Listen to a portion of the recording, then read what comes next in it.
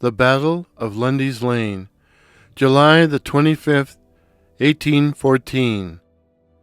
On July the 25th, 1814, British, Canadian, and American forces fought the most intense and bloody battle of the Niagara Campaign of 1814 at Lundy's Lane, then a farm lane, now a major street in Niagara Falls, Ontario. This is the story of that confrontation, based on the account in the unpublished The War of 1812, a chronology of the military actions 1812 to 1815 by D.R. Westhouse. But, as always, any errors are strictly my own.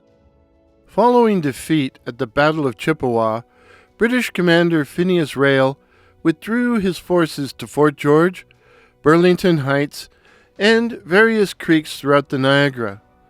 The Americans under Jacob Brown followed, hoping to rendezvous with Isaac Chauncey and the U.S. Navy, Brown's men stopping at Queenston Heights. But instead of Chauncey, it is the Royal Navy that shows up. With his plans thwarted, Brown withdrew to Chippewa and began collecting supplies from Fort Schlosser on the New York side of the Niagara River in preparation for a proposed overland attack on Burlington Heights. As Brown withdrew, Riall, of course, followed, setting up camp by a churchyard atop a rise near Lundy's Lane. On July the 25th, Brigadier General Winfield Scott received permission to take his brigade to reconnoiter the British position, only to find battle instead.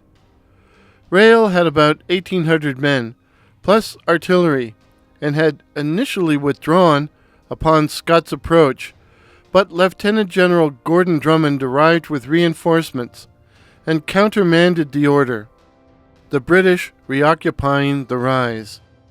At around 7:15 p.m., Scott's men appeared and came under heavy fire, so he sent a request to Brown to bring up the bulk of the American army. First to arrive was the 25th Infantry, under Major Thomas Jessup, who was sent right and managed to push back the British left flank, capturing a number of officers, including General Riall. In order to straighten out his lines, Drummond pulled back his center, away from his guns atop the rise, as Brown appeared, Brown sending Lieutenant Colonel James Miller of the 21st Infantry to capture the guns. Miller's reply to Brown was the famous, "I'll try, sir." After failing several times, the 9th and 23rd Infantry, under Brigadier General Elijah Ripley, successfully attacked the British lines as Miller's men captured the guns, driving the British back. The 9th, 11th, and 23rd Infantry finding themselves in heavy fighting against the Glengarry Light Infantry, the 104th Regiment, and some elements of the Royal Scots. According to D.R. Westhouse, quote, General Drummond reformed his line and pushed forward with his dragoons, militia, the 1st, the 41st Light Company, the 41st Regiment's Light Company, the 89th and 104th Regiments, and the Glengarry Light Infantry. Firmly entrenched on the hill were the 9th, 11th, 21st, and 22nd U.S. Infantry Regiments, along with Captain Nathan Towson's battery. End of quote. Westhouse goes on to note that the American right was held by the 25th Infantry and Captain Thomas Biddle's battery, the left by Brigadier General Peter B. Porter's brigade and John Ritchie's artillery. As darkness fell, the fighting was up close and personal, with heavy losses on both sides. Running low on ammunition, and with both General Brown's and Scott wounded, command devolved upon General Ripley, who made the decision to withdraw around midnight, leaving the British guns behind. In the morning, Ripley pulled the Americans back to Fort Erie, while Drummond followed but did not attack the retreating army. Both sides were simply too exhausted. Westhouse records the butcher's bill as follows: American, 171 killed, 572 wounded, 110 missing in action. British/Canadian, 84 dead, 559 injured, 235 missing or captured.